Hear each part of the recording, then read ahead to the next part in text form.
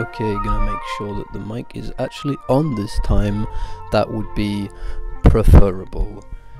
Hello, so what is there to say about this record? The Front Bombs, self-titled, it's unique, it's classic, it is intensely personal and emotional. It's something about the creativity and the shittiness of this record. It captures me, and yeah, of course there's nostalgia affecting my opinion, you know, fuck you. Of course there is. That's how opinions work. And this record, it really makes me feel something, you know. And that's what I want from music. That's what I want from media. That's what I want from art. It's what I want from life as a whole, because, you know, the big monkey brain, we want to feel things, and that's, you know, all the things that I love. I don't know, they awake something. The creativity in the songwriting, for this record in particular, but you know, the Front Bombs as a whole, but just more their early work, and definitely they came into their own with this one. Yeah, the songwriting creativity, that's what makes it stand out to me. And you know, I don't know what it is. I can't pin it exactly. I guess it could be the more personal mixing. You know, they don't have a huge, massive, high budget at this point, but it wasn't entirely homemade like their other records. Yeah, which gives it a certain, I don't know, a nice feel. Like the budget does affect the sound. Unfortunately, that's just how it works. And the lyrics have a really strange quality to them. They seem so dumb and stupid and dumb and random and irrelevant, but they have a kind of beauty to them in that way. I don't know what to say. It comes down to personal taste, really, with the Front Bombs as a whole.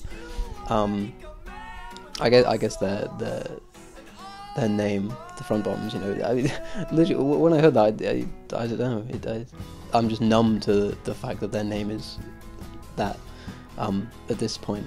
But you know, it's divisive. Some people will hear that and be like, the Front Bottom's vagina? What the fuck? And it's the same with their music, I guess. At least with this sound, the name kind of tells you what to expect, I guess, but in a nice way. You know, I would completely understand if someone thought that Brian's songwriting was stupid and, I don't know, unengaging. Like, I understand. It just depends what you want out of records. But what I like is how, I don't know, scattered and weird and inventive he is with the way he expresses his feelings, you know, which is, I think that's important. They're very consistent at being inconsistent with their sound, which I like within this record. Each song on the album feels unique, and as if it has a certain kind of flavour to it, which is something that is definitely lost in the newer records. Each song, it kind of melds into one another. They all sound very similar, just as if they've cracked the indie rock formula, you know, which is kind of lame, and it works with something like Cigarettes After Sex, where your formula works very well because their formula is unique to them. That is their formula. But an indie rock formula, you know, you can get lame as fuck with that, and they kind of have, in a way. You know, in every song you'll get standard acoustic guitar, you know, whatever, playing simple power chords in every song, but you know, they accompany that with, I don't know, these amazing synth sounds in hooped earrings or legit tattoo gun. the strings in Maps, the little twinkly xylophone in The Boredom is the reason I started swimming, and it is also the reason I am now drowning. The instrumental mess is Father, or the fucking trumpet. the trumpet in Rhode Island is something else.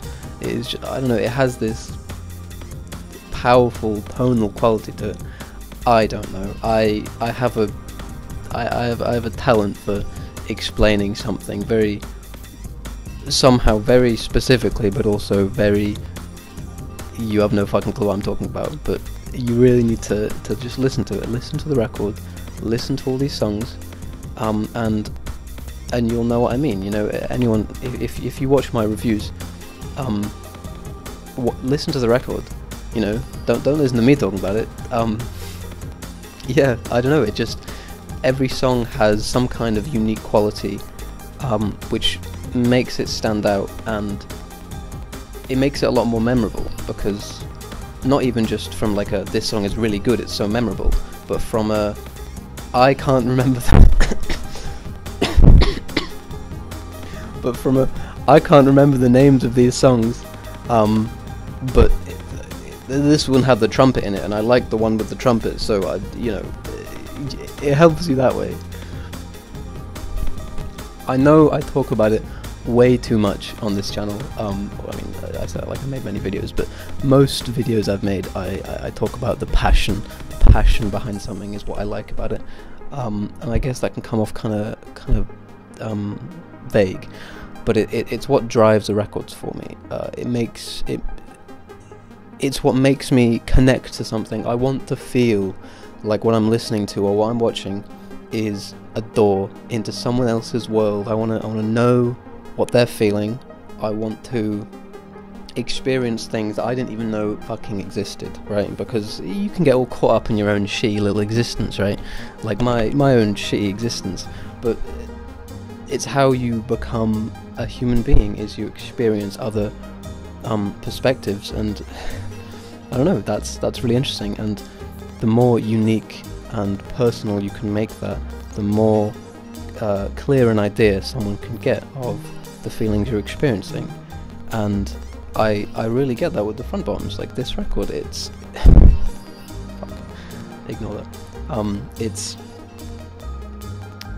I don't know, it's nice. I feel the window, I can see through it, I can see into his mind, and I have such a vivid image of I don't know, adventure, just living life, being stupid and broke, and I don't know, having a kind of a lust for life, you know, is whatever the fuck that means.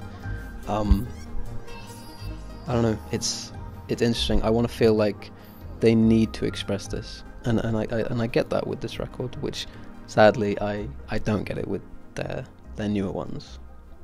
I feel fulfilled when I listen to this record, and when I listen to old front bottom stuff. You know, it makes me feel happy. It makes me miss people. It makes me want to stay alive. You know, which probably a good thing. And you know, I'm sure everyone has a record like that is just very comforting and it makes you feel at home. Yeah, and this is me. I feel like this record it's very tied to me as a person, at least that's how I view it.